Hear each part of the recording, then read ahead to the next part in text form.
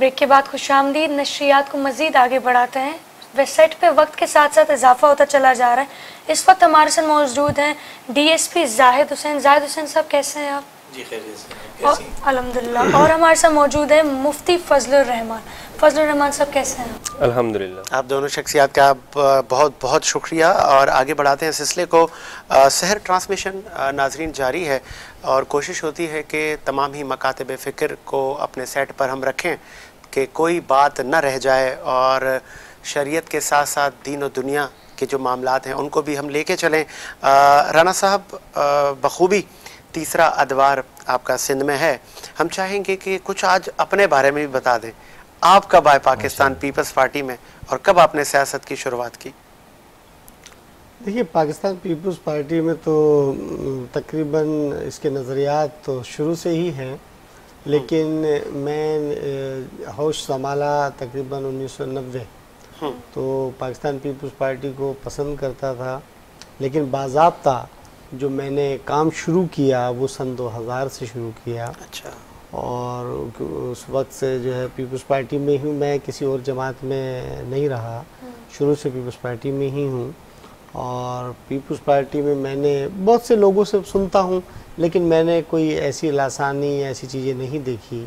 तो मुझे एक जमहूरी पार्टी है और मुझे पसंद है पीपल्स पार्टी, तो इसीलिए मैं पीपल्स पार्टी में हूँ। और कभी जहन में मतलब ख्वाब भी नहीं आया, ख्याल भी नहीं आया कि मैं किसी और पार्टी में जाऊँ। बहुत से लोग कहते हैं कि जी आप हमारे साथ हमारी पार्टी में आए, यहाँ आए, लेकिन तबीयत नहीं चाहती। ताज साहब, आना जाना तो सियासत में तो लगा रहता है। नहीं, वो देखिए उसमें एक ऐसा होता है कि हर इंसान के अपने अपने कॉन्टेक्स्ट भी होते हैं, सोच भी होती है। कुछ लोग ज़ाहिर है इधर से उधर जाएंगे, उधर से इधर आएंगे, तो उनको कोई बेनिफिट्स होंगे। तो मैंने कभी बेनिफिट्स का सोचा नहीं। आप पॉलिसीज़ की वजह से पाकिस्तान पीपल्स पार्टी में आज तक हैं या लीडरशिप की वजह से? देखिए जी, पाकिस्तान पीपल्स पार्टी का पहली बात तो मंशूर, दूसरा उसकी लीडरशिप, तीसरा उनकी जो सोच है वो जमहूरियत पसंदाना सोच है। वहाँ पर इख्तिलाफ राय भी होता है, सब चीज़ें होती हैं, लेकिन पुरतशद्दुद वाक़यात नहीं। क्या यही जमहूरियत पार्टी के जो अंदर जो स्ट्रक्चर होता है पार्टियों का उसमें भी है? बिल्कुल। हमारे यहाँ मैं आपसे गुजारिश करता चलूँ कि जब हमें कोई इख्तिलाफ भी होता है तो हम अपने फोरम पर बात करते हैं, उनके हल भी होता है। इख्तिलाफात और बड़ी शिद्दत भी होती है इख्तिलाफात में, लेकिन ये नहीं होता कि कोई बदअखलाकी या कोई ऐसी बात बाकायदा बात सुनी जाती है और जो जायज़ बात होती है उस पर अमल भी होता है। चले। अब ऐसी कोई बात ना हो कि जो मेरी अपनी ज़ाती मफादात की बात हो, तो वो दुरुस्त नहीं है। चले, फिर तो बहुत अच्छी बात है। एक्चुअली अक्सर एक सोच है मुआशरे में कि पॉलिटिकल फोर्सेस के अंदर जो खुद का उनका एक ढांचा है उसमें डिक्टेटरशिप होती है और उसमें मनमानियाँ होते हैं। बहरहाल सिलसिले को आगे बढ़ाते हैं। वैसे तो बहुत अच्छा लगा कि आपने कहा कि नहीं, वो जो जमहूरियत, उसमें एक बात कह दूँ थोड़ी सी, उसमें कुछ हमारे मफादात भी शामिल होते हैं। जब ऐसी बात होती है ना, तो उसमें मेरे अपने ज़ाती मफादात भी शामिल होते हैं, तो मुझे इख्तलाफात होते हैं। जब मेरे मफादात नहीं होंगे तो मुझे क्या इख्तलाफ होगा? जाहिर है पार्टी है, उसकी अपनी पॉलिसी, जब पॉलिसी बनती है तो कौमी मफाद में बनती है, अपनी ज़ाती हैसियत के लिए नहीं बनती। ऐसे ही आगे बढ़ाते हैं सिलसिले को। जाहिद हुसैन साहब, रमज़ान में तो एक चीज़ हमें बहुत ज़्यादा देखने को मिलती है कि कोई सड़क खाली नहीं मिलती, इज्तिमाई इफ्तार हो रहे हैं। अच्छा, ये जो बहुत सारे लोग, मतलब ठीक है खुदा के मखलूक की खिदमत कर रहे हैं, छोटे बड़े और बहुत बड़े नाम हैं, तो चेक एंड बैलेंस इदारों को रखना चाहिए कि कौन कहाँ से पैसा आ रहा है। ठीक है, खुदा के मखलूक की खिदमत तो हो रही है, कोई ज़ाब्ता अखलाक, कोई क्राइटेरिया का तयन करना चाहिए, आपको लगता है?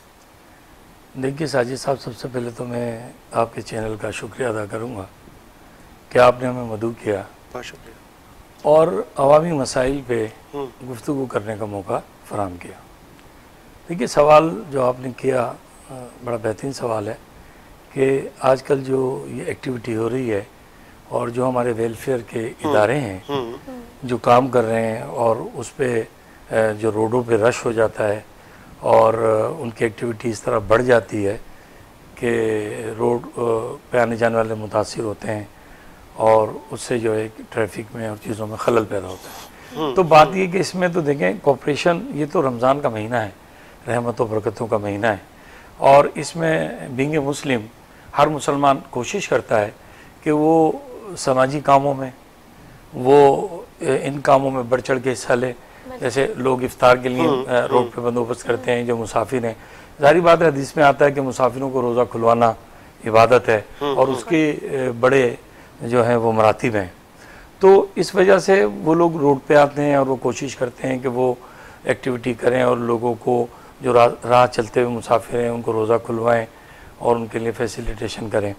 ये तो एक अच्छा काम है, लेकिन इसमें ज़रूरत इस बात की है कि जो लोग ये काम कर रहे हैं एज ए सोशल वर्कर, उनको भी चाहिए कि वो ख्याल करें और अपने वर्कर्स को समझाएं कि रोड पे रश ना हो, ऐसी कोई चीज़ ना हो, ऐसी कोई अफरा तफरी पैदा ना हो और वो पुरसकून तरीके से काम हो, ताकि उसका एक मैसेज जो है वो मैसेज भी बड़ा मुस्बत जाए। एक और बहुत ही मासूमाना सवाल मेरे जहन में आ गया कि हम जब इस तरह की चीज़ें बढ़ते हुए तकसीम होते हुए जब हम देखते हैं तो जो वर्कर होते हैं वो फेंक के दे रहे होते हैं।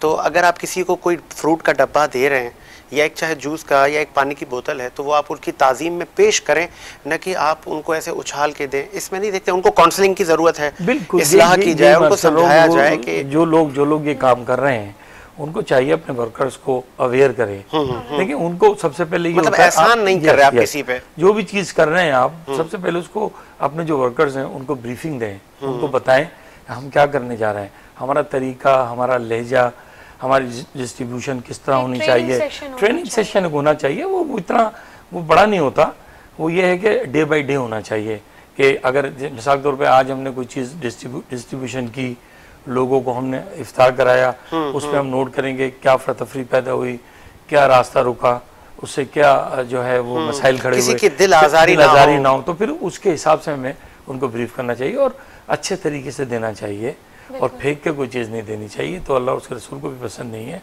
और ये कोई अच्छा तरीका नहीं है। और ये बड़ा अच्छा आपने एक ये जो सवाल उठाया और आज ये मैसेज जाएगा लोगों को, जो लोग इफ्तार करा रहे हैं, कि वो अपने वर्करों को थोड़ा सा ट्रेन करें ताकि उसका मैसेज एक सही जाए। नहीं, बहुत काम अच्छी बात की। मैं आगे बढ़ाता हूँ सिलसिले को। मुफ्ती फजल रहमान हमदर्द साहब भी हमारे साथ मौजूद हैं। बहुत शुक्रिया मुफ्ती साहब, आपने टाइम दिया। सहर नशरियात में ख़वातीन का किरदार जब हम दीन इस्लाम में देखते हैं तो हमें बीबी फातिमा तो ज़हरा सलामुल्लाह अलैहा भी नज़र आती हैं, अम्मा आयशा भी नज़र आती हैं। तो कितने बड़े किरदार हैं। और आज की ख़वातीन जब उनको मशले राह बना के देखती हैं तो क्या किरदार है ख़वातीन का बीबी खदीजतुल कुबरा से लेकर आज तक। अस्सलामु अलैकुम वरहमतुल्लाहि वबरकातुहू। मैं आप लोगों का बहुत शुक्रिया अदा करता हूँ, विनिस टीवी का और आपका भी, आपकी पूरी टीम का। देखें, ख़वातीन का किरदार इस्लाम में शुरू दौर से है। जब सरकार दो आलम सल्लल्लाहु अलैहि वसल्लम पर जब पहली वही नाजिल हुई तो आक़ाए दो जहां सल्लल्लाहु अलैहि वसल्लम अपने घर तशरीफ़ लाए और फरमाया कि ज़म्मिलूनी ज़म्मिलूनी, ए खतीजा मुझे कंबल उड़ाओ, मुझे कंबल उड़ाओ, इन्नी खशीत अला नफ्सी, मुझे अपनी जान का खौफ है। तो उम्मुल मोमिनीन खदीजतुल कुबरा सलामुल्लाहि अलैहा ने फरमाया लन युख़ज़ियकल्लाहु अबदा, ए प्यारे हबीब, अल्लाह के हबीब आपको कभी भी परवरदिगार ज़ाया नहीं करेगा। क्यों?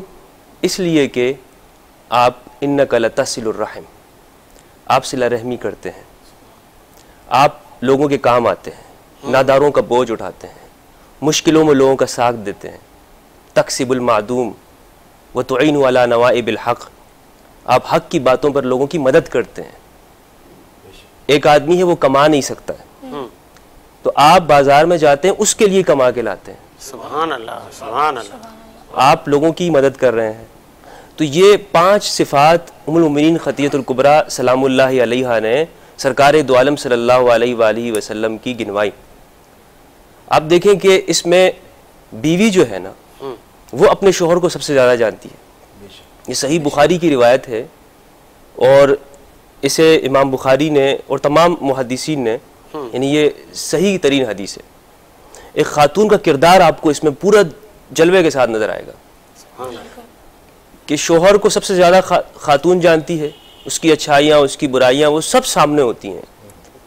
तो आका अलैहिस्सलाम के बारे में वो ये भी फरमा सकती थी कि आप सबसे ज़्यादा नमाज़ें पढ़ते हैं, मैं आपको देखती हूँ कि आप रात भर मुसल्ले पे खड़े रहते हैं, मैं आपको देखती हूँ कि आप सबसे ज़्यादा रोज़े रखते हैं, आपके पास हर वक्त वही आती है, खुदा के करीब है। लेकिन नहीं, उम्मुल मोमिनीन ने आका दो जहां सल्लल्लाहु अलैहि वसल्लम की वो खुसूसियात गिनवाई जो हुकूकुल इबाद से मुतालिक थी, सुभान अल्लाह, जो बाजार से मुतालिक थी, जो मुआशरे और सोसाइटी और समाज से मुतालिक थी, कि आप लोगों के साथ क्या रवैया रखते हैं, इंसानों के क्या काम आते हैं, इंसान दोस्ती आपके अंदर किस दर्जे की पाई जाती है। बेशक।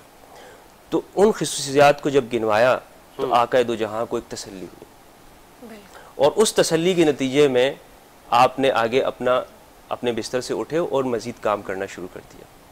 तो खातून, एक जिसे कहा जाता है कि कामयाब मर्द के पीछे खातून का हाथ होता है, पैगंबर के साथ भी खातून का हाथ, क्या बात है, सुभान अल्लाह। और पैगंबर भी वो जो रहमत लिल आलमीन, रहमत लिल आलमीन, बेशक, सुभान आका दो जहां की आखिरी जो नसीहत है वो ये है कि अपनी बीवियों के साथ अच्छा रवैया रखो, सुभान अल्लाह। और फरमाया कि तुम्हारे सबसे ज्यादा बेहतरीन सदका वो है जो तुम अपनी बेगम के मुंह में नवाला रखते हो, सुभान अल्लाह, ये मकबूल सदका है। सुभान अल्लाह। तो ख़वातीन का इस्लाम में किरदार है, बहुत मकाम दिया है इस्लाम ने, तो खातून को मुआशरे की असास करार दिया है कि अगर एक खातून अपने बच्चों की अच्छी तरबियत करेगी तो वो जिंदा मुआशरा वजूद में आएगा, वो मुर्दा मुआशरा नहीं होगा, वो लोगों में आज़ाद पसंद मुआशरा होगा, हुर्रियत होगी लोगों के अंदर। अब देखें कि वो खातून जन्नत फातिमा ज़हरा सलामुल्लाहि अलैहा ने जो तरबियत की, उसी का नतीजा इमाम हसन और इमाम हुसैन है। सुभान अल्लाह। और फातिमा जो है वो जो आका दो जहां की पुफी हैं, उनकी जो इमाम अली की वालिदा हैं, उनकी नतीजा क्या है, इमाम अली हैं। तो अब हमें हर जगह पर खवातीन ही खवातीन नजर आती हैं। मैं यही सवाल नक्शबंदी साहब से पूछूंगा। नक्शबंदी साहब, आज की सोसाइटी में खवातीन किसको, मतलब इतनी बड़ी शख्सियत दीन में हमें मिलती हैं, तो कितना फैज़ हासिल कर रही हैं, और क्या आप उनको एडवाइस करेंगे कि किस तरह अपनी ज़िंदगी शरई उसूलों के मुताबिक जो है लेके चलें? देखिए, सबसे बड़ी बात यह है कि हुज़ूर अलैहिस्सलाम से जो है वो सीखने वाली में हज़रत आयशा रज़ियल्लाहु ताला अन्हा है, हज़रत फ़ातिमतुज़ ज़हरा है, हज़रत खदीजतुल कुबरा है, आपकी औलाद है जिन्होंने सीखा। अच्छा, अब सीखने में यहाँ हमारे माशरे में सबसे एक बहुत बड़ी बुराई है, जिस बुराई की वजह से हमारा माशरा तबाही की तरफ जा रहा है। अगर वो बुराई ख़त्म हो जाए तो हमारा माशरा बहुत कामयाबी की तरफ जाएगा। तो यहाँ पर हज़रत आयशा रज़ियल्लाहु ताला अन्हा के बारगाह हमें कुछ ख़वातीन आए जिन्होंने बड़ा बारीक लिबास पहना था। आज हमारे माशरे में ये भी बड़ा सिलसिला है। अच्छा, तो अब जब बारीक लिबास पहना था तो हज़रत फ़ातिमतुज़ ज़हरा, हज़रत आयशा रज़ियल्लाहु ताला अन्हा ने देखा, आपने फरमाया इन कुन्तुन्ना मुअमिनातुन फलैसा हाज़ा बिलिबासिल मुअमिनात व इन कुन्तुन्ना गैरु मुअमिनातिन फमत्तिउहुन्ना। आपने फरमाया अगर तुम मोमिन औरतें हो तो ये मोमिन औरतों का लिबास नहीं है, और अगर तुम मोमिन नहीं हो तो जो चाहो सो पहनो।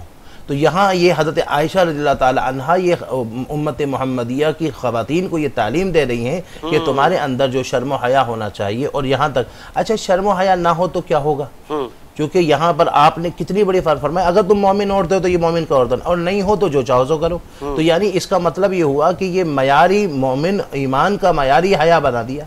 और हुजूर ने खुद फरमाया कि हया के जो 70 हिस्से हैं उनमें ईमान के 70 हिस्सों में एक हया है। और यहाँ तक फरमाया अगर बेहयाई अगर होती है तो आपने फरमाया इज़ा लम तस्तही फस्ना मा शिअता, जब तुम में हया ना रहे तो जो कुछ चाहो जो करो। तो हया बहुत बड़ी चीज़ है। और यहाँ तक कि इस शरीयत ने औरत को वो मकाम दिया कि उसमें जब माँ का दर्जा हो तो कदमों के नीचे जन्नत रखती, कि अल जन्नत तहत अक़दामिल उम्महात, कि जन्नत माँ के कदमों के नीचे है। और अगर वही औरत अगर उसमें यानी बेटी की सूरत में है तो रहमत बना दिया, बीवी की सूरत में है तो उसको साथी बना दिया। और हर हवाले से अल्लाह ने, शरीयत ने औरत को एक मकाम मर्तबा दिया। अब औरत ने मकाम दिया। और दूसरी बात ये हज़रत ने फरमाया कि सबसे बड़ी बात ये कि बीवी अगर आपको मान ले तो ज़माना मान लेगा। और यहाँ बीवी को, यहाँ पर अगर हम देखें, बीवी मान ले, दोस्त मान ले, क्योंकि दोस्त आपके हर नशीब व फराज हालात को जानते हैं, अच्छाइयाँ बुराइयाँ जानता है, वो मान ले, बीवी मान ले। और यहाँ पर एक पीर साहब के बारे में आता है कि वो साहिब करामत थे और उनकी बीवी नहीं मानती थी। और एक दफ़ा वो अपनी बीवी को मनवाने के लिए हवा में उड़कर गए तो बीवी ने देखा कोई बुजुर्ग जा रहे हैं तो कहा वाह क्या साहिब करामत है, और क्या देखो हवा में उड़कर जा रहे हैं। और इतने में जब वो बुजुर्ग आए और आकर कहा कि आप अपने आप को बड़े पीर साहब कहते हो, मैंने तो आज एक बुजुर्ग को देखा था हवाओं में परवास करते हुए जा रहे थे। तो आपने फरमाया कि वो मैं था। तो अब बीवी बीवी होती है। जवाब में कहना अच्छा वो जो टेढ़ा टेढ़ा उड़ रहे थे, हाँ तो वो अब बीवी माने, और यहाँ पर सबसे पहले हुजूर को मानने वाली बीवी है। बिल्कुल, बिल्कुल। सुभान अच्छा अल्लाह, मुफ्ती सुभान साहब, आप ये जरा इस पर थोड़ा रोशनी डालें कि हुकूकुल इबाद के बारे में हमारे मजहब ने क्या बयान किया है और आजकल के माशरे में किस हद तक इसको फॉलो किया जा रहा है। बहुत बड़ा देखिए, एक सबसे topic बड़ी है बात ये। यह है कि हुजूर ने फरमाया कि इन्ना लिरब्बिका अलैका हक्कन व इन्ना लिनफ्सिका अलैका हक्कन व इन्ना लिअहलिका अलैका हक्कन फ़ाति कुल्लि ज़ी हक्किन हक्कहू। तुम्हारे रब का तुम पर हक है, तुम्हारे नफ्स का तुम पर हक है, तुम्हारे घर वालों का तुम पर हक है, और तुम हर हक वाले को हक दिया जाए। खाली रहबानियत की तरह तुम सब छोड़ छाड़ कर अगर तन्हाई में बैठ जाओ तो शरीयत ने उसका इनकार किया है। हर हक वाले को हक दिया जाए। और यहाँ तक कि हज़रत अब्दुल्लाह इब्न मुबारक रज़ियल्लाहु ताला अन्हु फरमाते हैं कि अगर आप कुछ मालो मता खर्च करते हो तो अगर अपने अहल व अयाल पर, तो आपको जिहाद के बराबर अल्लाह ताला सवाब अता फरमाएगा। और यहाँ तक कि आप हक को जो हुकूकुल इबाद में देखिए, एक हुकूकुल्लाह और दूसरा हुकूकुल इबाद है। हुकूकुल्लाह के अंदर 24 घंटे में नमाज जो रखा है, जो आप 5 नमाजें भी अगर अदा करते तो 1.5 घंटे का टाइम है, तो 1.5 घंटे में आप 5 नमाजों को अदा कर सकते, बाकी टाइम हुकूकुल इबाद में लगा दिया। और यहाँ तक हुकूकुल इबाद में कि एक औरत के बारे में हुजूर को बताया कि वो सारी रात नमाजें पढ़ती है मगर पड़ोसियों को तंग करती है, हुजूर ने कहा जहन्नम में। और अब यहाँ तो इससे पता चला हुकूकुल इबाद में। इसीलिए बुजुर्ग फरमाते हैं कि आप रमज़ानुल मुबारक जो वो महीना है जिस महीने के अंदर आप, जैसे हमारे DSP साहब माशाल्लाह मुफ्ती फजल रहमान साहब सोशल काम कर रहे हैं, तो किसी ने हुजूर से कहा या रसूल अल्लाह, आमाल में सबसे अच्छा अमल कौन सा है?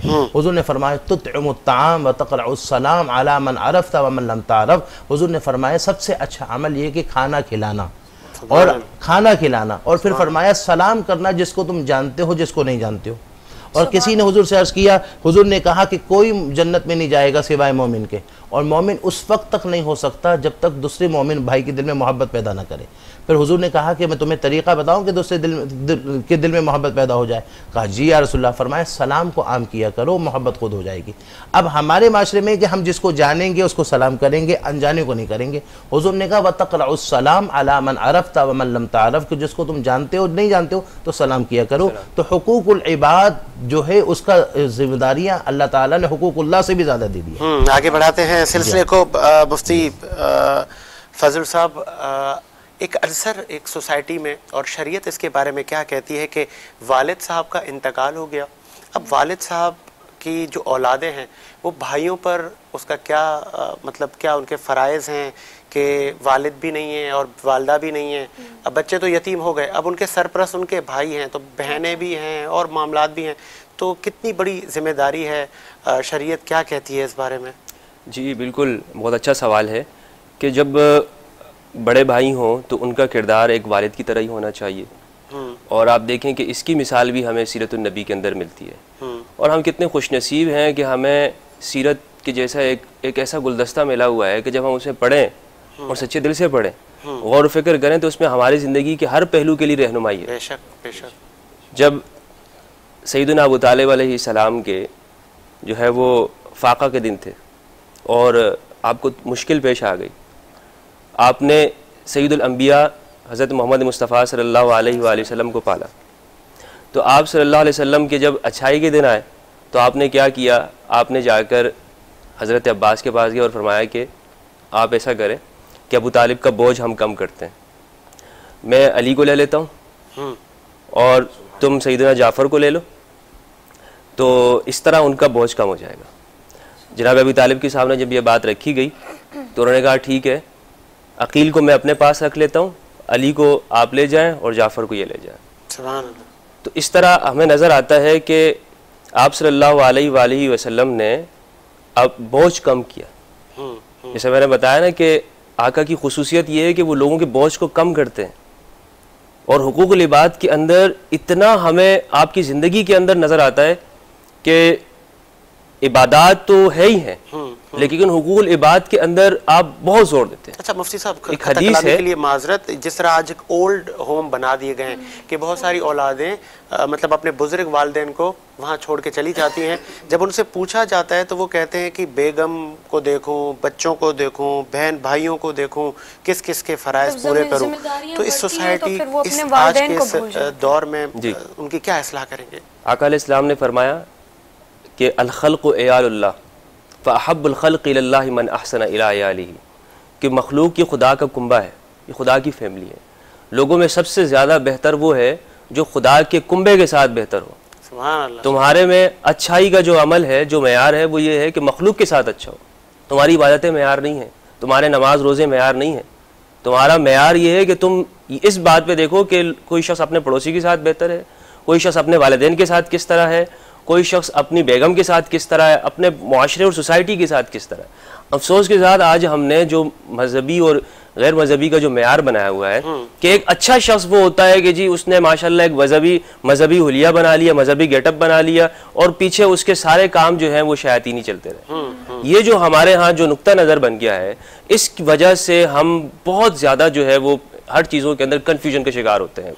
लोग हमें जब धोखा दे जाते हैं तो हम कहते हैं यार देखो दाढ़ी वाला था, टोपी वाला था, मुझे धोखा दे गया। फिर हम उस वजह से मजहब को कोसते रहते हैं, मजहब को कोसते रहते हैं, मजहब, और फिर हम ये कहते हैं कि मजहबी लोग इस तरह होते हैं।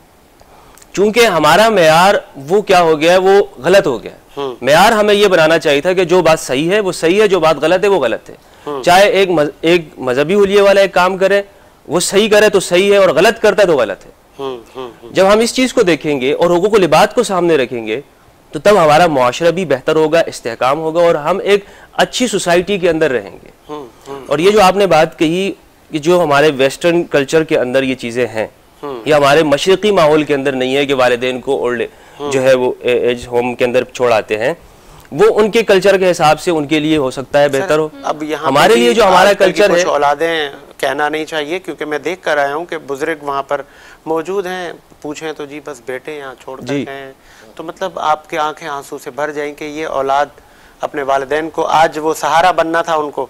और ये रमज़ान की घड़ियां हैं, इसमें जितना अपने वालिदैन को राज़ी कर सकते हैं। आका अलैहिस्सलाम ने फरमाया कि जिसने अपनी वालिदैन को देखा और वो मुस्कुरा दिए और ये भी मुस्कुरा दिए तो इसके लिए जन्नत वाजिब हो जाती है। अल्लाह, वालिदैन के कदमों के नीचे जन्नत है।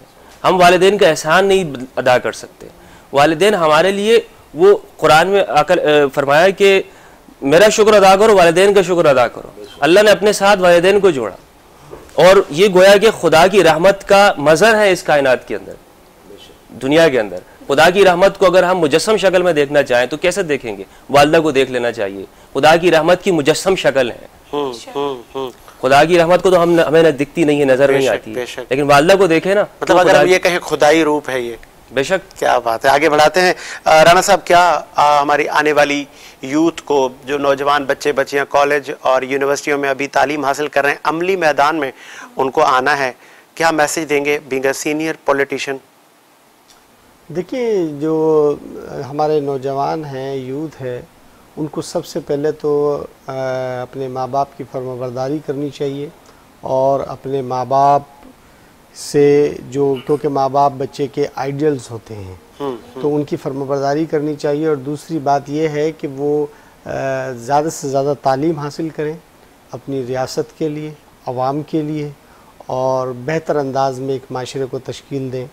और वो ज़्यादा वक्त जो आजकल आप देखते हैं सोशल मीडिया और बहुत सी चीज़ों पर लगाते हैं और एजुकेशन से दूर होते जा रहे हैं, तो ये एक बड़ा तशवीशनाक माहौल है। इस पर माँ बाप पर बड़ी जिम्मेदारी आयद होती है, जो हम मैं भी बाप हूँ, जो हम अपनी जिम्मेदारी पूरी नहीं कर पा रहे, क्योंकि बच्चा तो नौ उम्री है, उसके अंदर जो है वो चीज़ें हैं कि नौ उम्री तो सबके जब देखते हैं कि उसको कुछ समझ नहीं आती, लेकिन माँ बाप जो हैं वो जब तक उसकी सही तरीके से नशोनुमा नहीं करेंगे तो ये बड़ी एक ज़िम्मेदारी आयद होती है नौजवानों पे भी कि वो अपने वालिदैन की बात को सुने, अपने बुज़ुर्गों की बात को सुने और ख़ास तौर पर दीन इस्लाम पर कायम रहें। क्योंकि हम इस्लाम, जैसे भी मुफ्ती साहब ने कहा, हम नाम तो इस्लाम का लेते हैं, हम इस्लाम की बातें भी करते हैं, सुनते भी हैं, लेकिन अमल से कासिर हैं। तो हमें सबको अमल करना चाहिए और नमाज की पाबंदी हम सबको करनी चाहिए। और जब इंशाअल्लाह नमाज की पाबंदी करेंगे तो बकाया मामलात भी बेहतर होंगे। तो हम नौजवान बच्चे बच्चियों के लिए भी यही उनसे गुजारिश है कि वो ज़्यादा वक्त तालीम पर दें, दीनी दुनियावी दोनों तालीमों पर तवज्जो दें और एक खूबसूरत माशरा तश्कील दें। और खूबसूरत माशरे को तश्कील देने के लिए कुर्बानी देनी पड़ती है, तो उस कुर्बानी को वो नौजवान दें। और जो बेहयाई और बेहुदगी जो हमारे यहाँ फैल रही है, इससे इज्तनाब बरतें। बहुत अच्छी और बात। इस चीज़ को हमें समझना चाहिए कि ये अच्छा अमल नहीं है। हया और बेहयाई, इस पर फ़र्क है। इस फ़र्क को समझना चाहिए। और ये फिर मैं कहूँगा कि माँ बाप की ज़्यादा जिम्मेदारी है इस पर। बहुत अच्छी बात आपने की। ब्रेक का मुझे कहा जा रहा है, एक ब्रेक लेते हैं। विनिस HD की खुसूसी रौनक सहर नशरियात जारी है। हमारे साथ मुफ्तियान इकराम भी मौजूद हैं और भी मकातब फ़िक्र के लोग हमारे साथ आएंगे, बैठेंगे और सहर की इन घड़ियों में वो बात करेंगे नबी करीम सल्लल्लाहु अलैहि वसल्लम की ज़िंदगी पर और रमज़ानुल मुबारक के पहले अशरे पर। एक ब्रेक लेते हैं, ब्रेक के बाद हाज़िर होते हैं।